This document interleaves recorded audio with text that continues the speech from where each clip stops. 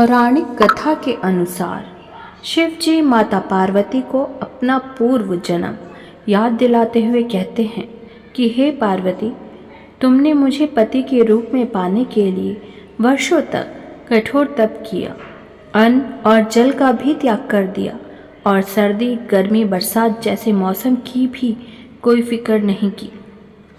उसके बाद तुम्हें वर के रूप में मैं प्राप्त हुआ। महादेव कथा सुनाते हुए कहते हैं कि हे पार्वती, एक बार नारद मुनि तुम्हारे घर पधारे और उन्होंने तुम्हारे पिता से कहा कि मैं विष्णु जी के भेजने पर यहाँ आया हूँ।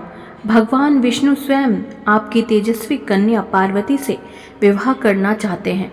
नारद मुनि की बात सुनकर पर्वतराज बेहद प्रसन्न हुए और उन्होंने शादी के इस प्रस्ताव को तुरंत स्वीकार कर लिया। लेकिन जब तुम्हारे पिता पर्वतराज ने ये बात तुम्हें बताई तो तुम बहुत दुखी हुई। भोलेनाथ कथा सुनाते हुए आगे कहते हैं कि जब तुमने अपनी सखी को यह बात बताई तो उसने घनघोर जंगल में तुम्हें तप करने की सलाह दी।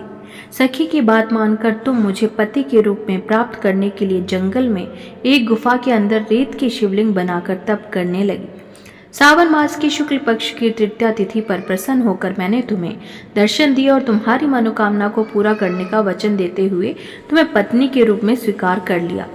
इसके बाद तुम्हारे पिता भी ढूंढते हुए गुफा तक पहुंच गए। तुमने अपने पिता से कहा कि मैं आपके साथ तभी चलूंगी जब आप मेरा विवाह शिव के साथ करवाएंगे। तुम्हारी हट के आगे पिता की एक ना चली और उन्होंने ये विवाह करवाने के लिए हामी भर दी। शिव जी आगे कहते हैं कि श्रावण तीज के दिन तुम्हारी इच्छा पूरी हुई और तुम्हारे कठोर तप की वजह से ही हमारा विवाह संभव हो सका। शिव जी ने कहा कि जो भी महिला श्रावणी तीज पर व्रत रखेगी, विधि विधान से पूजा करेगी, तुम्हारी इस कथा का पाठ सुनेगी या पढ़ेगी, उसके वैवाहिक जीवन के सारे संकट दूर होंगे और उसकी मनोकामना मैं ज़रूर पूरी करूँगा।